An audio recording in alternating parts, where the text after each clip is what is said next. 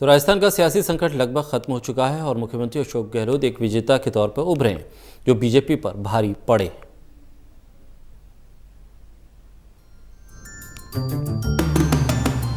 राजस्थान में लंबे समय से सियासी संकट जारी है, जो अब लगभग सुलझ चुका है। रूठे हुए सचिन पायलट अपने साथी विधायकों के साथ घर वापसी कर चुके हैं और मुख्यमंत्री अशोक गहलोत ने भी भारी मन से ही सही पायलट का स्वागत कर लिया है। और दोनों तरफ से कहा जा रहा है कि अब हम मिलकर काम करेंगे और एकजुट रहेंगे। शांति सद्भाव, शांति सद्भाव, भाईचारा सब रहेगा। एक आदमी छोड़ के नहीं गया। एक आदमी, आप कल्पना कीजिए उसके बारे में हमारे दिल में क्या स्थिति होगी, आप जान सकते हो। और मैंने उनको कहा है कि आप लोगों ने इतिहास बना दिया और जब तक मैं रहूँगा जिंदा तब तक आपका अभिभावक के रूप में रहूँगा, ये मैंने उनको कहा है।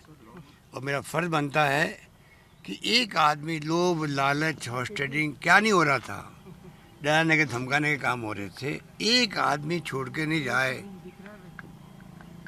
और इतने लंबे समय तक होटलों में रहना पड़े जिनको, उनको हम कैसे भूल सकते हैं। अब कब तक एकजुट रहेंगे और कब तक मिलकर काम करेंगे, ये फैसला तो आने वाले वक्त में होगा। लेकिन फिलहाल राजस्थान में सियासत का संकट थमता दिखाई दे रहा है और ये संभव हो सका है कांग्रेस हाईकमान के दखल के बाद। और अब हालात ये हैं कि गहलोत के पास अब बहुमत के आंकड़े से ज्यादा विधायकों का समर्थन हासिल है और एक बार विश्वास मत हासिल करने के बाद गहलोत सरकार के लिए 6 महीने तक संकट दूर हो जाएगा। ऐसे में बीजेपी ने विधानसभा सत्र में अविश्वास प्रस्ताव लाने की पहल कर मुख्यमंत्री अशोक गहलोत के मन की मुराद पूरी कर दी है। दरअसल मुख्यमंत्री अशोक गहलोत विधानसभा सदन के अंदर अपनी ताकत दिखाना चाहते हैं।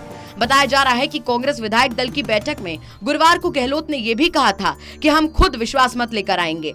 साथ ही गहलोत ने कहा कि 19 विधायकों के बिना भी वो विधानसभा में बहुमत साबित कर देते, लेकिन वो खुशी नहीं मिलती।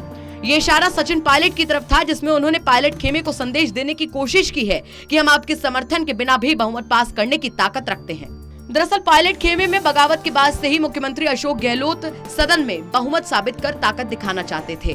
इसी के मद्देनजर गहलोत तीन बार कैबिनेट से प्रस्ताव पास कर राज्यपाल कलराज मिश्र को भेजकर विधानसभा सत्र बुलाने की डिमांड रख चुके थे, लेकिन बहुमत परीक्षण का जिक्र एक बार भी नहीं किया था।